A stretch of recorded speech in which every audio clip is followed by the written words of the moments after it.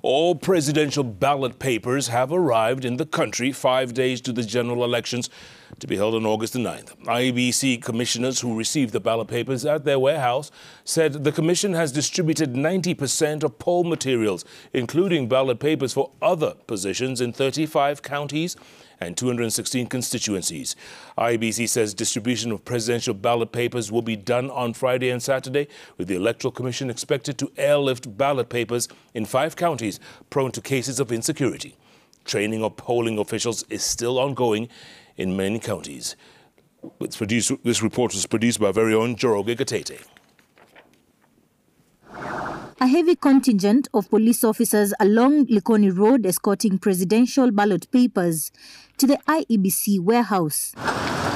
IEBC commissioners were at the warehouse to receive the consignment, which is among the last presidential ballot papers to arrive in the country, 5 days to the general election. The ballot papers will be among the last poll materials to be distributed to all polling stations in the country. We have not distributed any presidential ballot papers, and you are still receiving.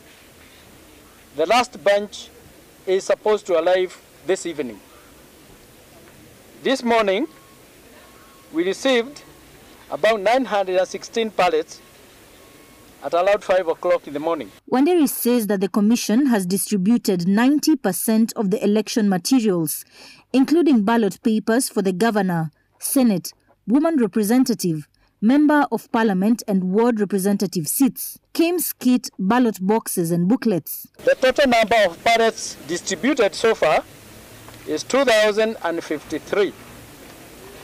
And these cover 35 counties and 216 constituencies. The Electoral Commission, which has contracted Postal Corporation of Kenya to distribute the materials at a cost of 700 million shillings, plans to airlift ballot papers to Wajir, Garissa, Mandera, Turkana and Lamu. These materials are being escorted by the security, and when they get to the warehouse, they are also guarded 24 hours by security. So these areas is whereby it may be difficult going by road because of the security situation in that area to deliver the materials by road. That is why we have opted for that kind of a facility. Taita Taveta, Homa Bay, Kisumu, Kirinyaga, Nandi counties are among the counties that have received the poll materials.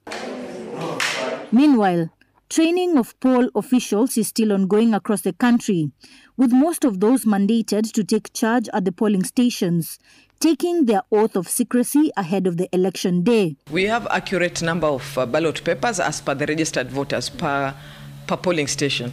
And they are all in. As I told you before, we are just waiting for the presidential ballot papers to come in. Because when it is raining like now, we are hoping that the delivery of the election materials to the polling stations will be okay, maybe with the minimal challenges. IEBC has also assured that it will have generators, solar lamps and gas lamps at all polling stations in case of a power outage on election day.